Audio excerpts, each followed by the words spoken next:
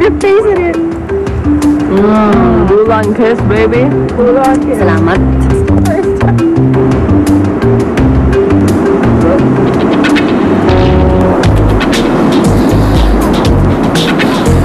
Naligo kami sa dagat, nag-usap lang kami na parang konting araw na lang. Sabi niya, just hang in there. Konti na lang. You've been here for 31 days. Kailangan ibigay niyo yung lahat. Huwag kayong papayag na second kayo. Huwag kayong papayag for second place or third place. Kailangan maging sole survivor kayo. The girls went swimming. Selene, Mara, and Steph, and Casey. I just went because she was out there. They were all out there having a good time. Not really talking about the game much, just swimming. And ako naman, sa totoo naman, I didn't want to go swimming. Pero may tatlong babae sa tubig, so siyempre dapat nandun ako, di ba? Lalo nandyan si Selene, so sige, I'll swim. Yay!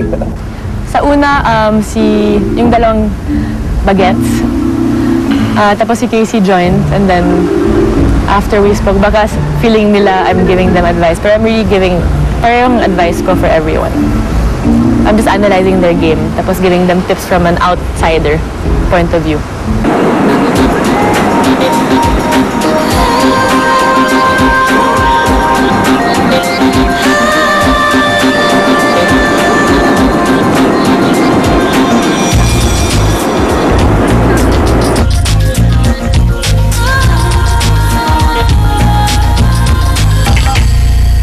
It was cool though, and then we came back and we had to get ready because may activity with Selene.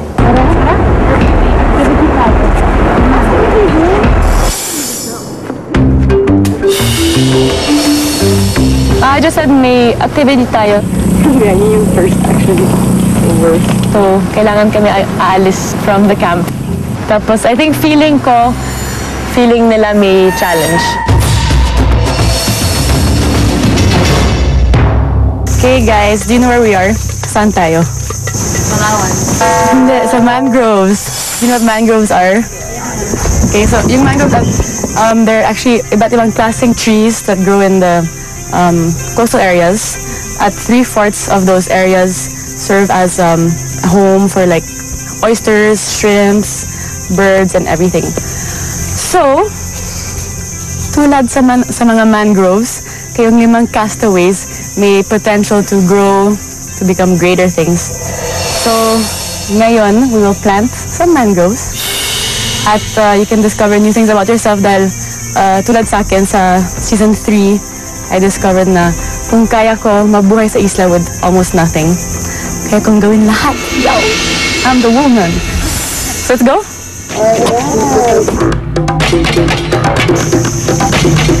It's a good idea. Of course, Earth needs more trees.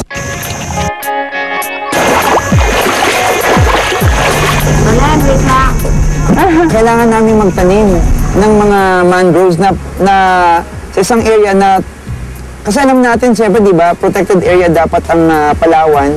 At naisip ko, magandang advocacy to.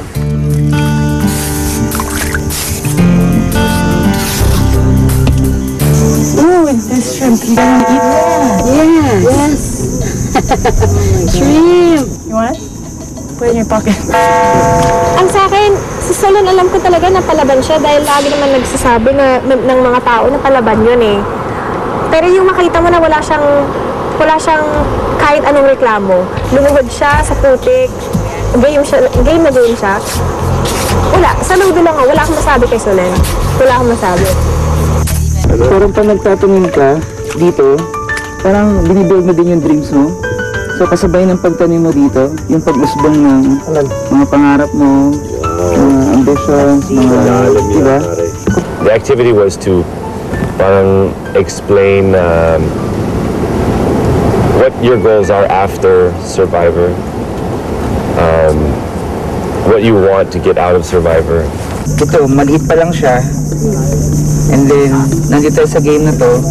So, simple siya na parang paglaki niya, kasabay din ng mga pangarap mo after Survivor, syempre. Ano gusto mo sa after Survivor? dream or achievements na gusto? Siyempre, yung isa sa motivation ko yung matulong ko siyempre yung family ko. Dahil ako yung breadwinner and wala na akong tatay. So ako yung panganay, ako talaga dapat tumulong. And mga kamag-anak ko, matulungan ko.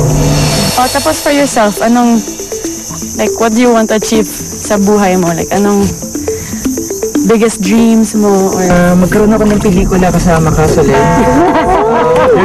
You're my leading lady. Papalitan ko na si Chocosit. Siya na ang aking showbiz crush. Wow. Natuwa na ako na gusto kong sabihin na gusto kong magka-pelikula kasama siya. Siya leading lady ko. Diba? The Beauty and the Beast. Para kasing talagang panaginip lang to. Hindi ko na nanin-depo. Oo na eh. Sa starstruck na naman ako kay Solen eh. My God, Solen, you're so beautiful. Actually, hindi ako masyadong naging totoo kay Solen. Kung baka hindi mo sa hindi naging totoo, hindi ko lang sinabi lahat. Siyempre, yung career advancement, pagkatapos sa Survivor, parang, kasi siyempre, itong Survivor sobrang mag-open talaga ito ng maraming doors eh. And I hope na marami pang hosting gigs, mga AVPs na pwedeng gawin. Kung mabibigyan ng pagkakataon, if it's God's will, commercials, yes naman. Susunod sa Survivor Philippines. that's why the movie with me. Lahat kami yun. That's your dream, that's not mine. Si Escargo